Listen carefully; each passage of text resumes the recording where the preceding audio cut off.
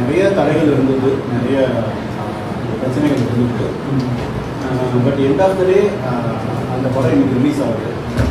அதனால் இப்போ ரிலீஸ் ஆக போகிற படத்தை எல்லாரும் வந்து சப்போர்ட் பண்ணுறோம். இந்த படம் பல பிரச்சனைகள் இருக்கிறதுனால இந்த படத்துக்கு அநீதி நடந்திருக்கா, அது நல்லது நடந்திருக்கா, இது எல்லாமே மக்களுக்கு.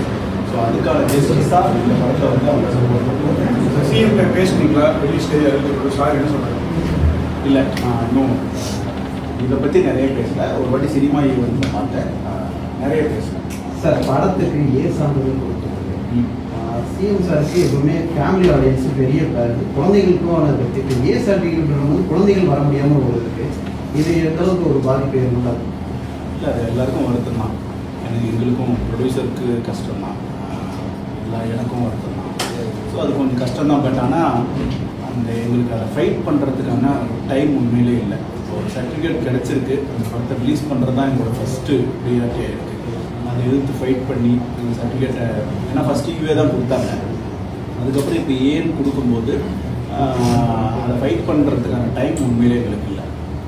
சார், படம் ரிலீஸ்க்கு முன்னாடி லீக் ஆகும், இப்போ புக்கிங் பார்க்கும்போது நல்ல ஒரு வரவேற்பு பெற்றிருக்கு. இந்த இதை எப்படி பார்க்குறீங்க? இல்லை, அது உண்மையிலே மக்களுக்கு தேங்க்ஸ் சொல்லணும். அவங்க நினச்சா தேட்டருக்கு வராமல் இந்த படத்தை பார்க்கறதுக்கான வாய்ப்பு அவங்களுக்கு இருக்குது. ஸோ அவங்க ஃபஸ்ட்டு ஒரு நேர்மைக்கு, அப்புறம் விஜய் சார் மேலே அவங்க வச்சிருக்கிற மரியாதைக்கு அது வந்து ஒரு பெரிய சல்யூட்டாக அவங்களுக்கு கொடுக்கணும்.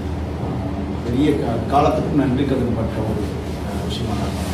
இந்த படம் லீக் ஆனப்போ ஒரு 2-3 மணி